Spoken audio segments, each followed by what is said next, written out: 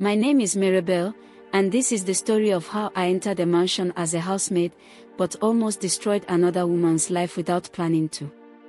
I came from the village with nothing but my Gonna-Must-Go bag and a heart full of hope. My aunt in Lagos said she had found a job for me. The man is a big man, very rich. You will be staying in his house and working for his wife, she told me. When I reached the mansion, my mouth opened. The house was like a palace. Glass everywhere, big compound, 2 long cars parked in front, and security men standing like soldiers. I couldn't believe I was going to live there. Then I saw Madam Linda. She was beautiful, tall, light-skinned, and soft-spoken. She smiled at me and touched my shoulder. "You're welcome, Mirabelle. Don't worry, this place will be home for you." That touched me. I respected her from that moment. Then I met him, Chief Edward, the man everyone called Oga. He was tall, dark, and handsome. His voice was deep like thunder, and whenever he passed by, his perfume filled the whole place. He looked like the kind of man you see in movies, calm, powerful, and rich. He didn't talk to me much at first. But each time I greeted him, he would smile slightly. And my body would shake. I told myself, "Mirabelle, don't even try nonsense. This man is married, and his wife is kind." But my body was not listening. One night, Madam traveled to Abuja for a conference. Oga stayed back alone. Around 9 p.m., he called me.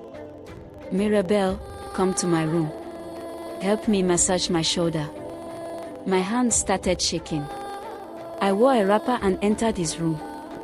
He was sitting in a white towel. His chest was open, and his skin was shining. "Come," he said. I moved closer. My heart was beating fast. I had never touched a man like that before.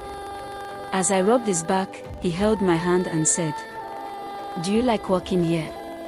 I nodded. He looked into my eyes and whispered, "You are very beautiful, Mirabelle." My eyes opened wide. I was speechless. Before I could say anything, his lips touched mine. My whole body melted.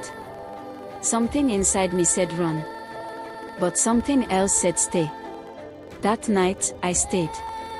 And that was how everything started. After that night with Oga, everything changed. I couldn't look Madam in the eye anymore. Each time she smiled at me, my heart would beat fast. I felt like a thief, a silent one. But Oga didn't stop. The next night, he sent a message through the security man. "Tell Mirabelle I want hot water in my room." It was 10 p.m. I carried the water inside. He was sitting on the bed in his boxer shorts, holding a glass of wine. The TV was on, but he wasn't watching it. He was watching me. "Come and sit," he said softly. I stood there, confused. He got up and walked slowly toward me. Then he placed his hand on my cheek and whispered, "You like it, don't you?" I wanted to lie. I wanted to pretend like I didn't want it again. But I couldn't. His touch made me weak. That night, we did it again. And again. And again. Before I knew it, I was sneaking into his room almost every night, whenever Madam was asleep, or whenever she traveled.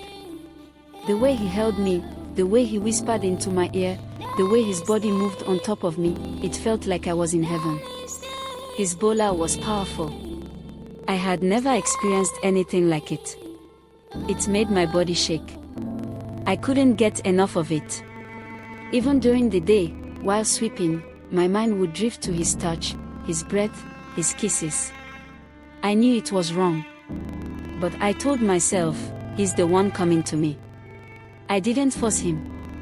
Sometimes, I would wear tighter dresses around the house, just to catch his attention. And it worked. Every time he looked at me, there was fire in his eyes. I started to feel like a queen in that house. But then, I began to notice something. Madam was not smiling anymore. She would sit in her room for hours. I once heard her crying behind the door. I pressed my ear and heard her say, "God, what did I do wrong? Why is my husband no longer touching me?"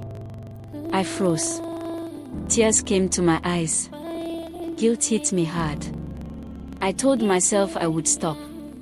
But that same night, Oga called again. And I went.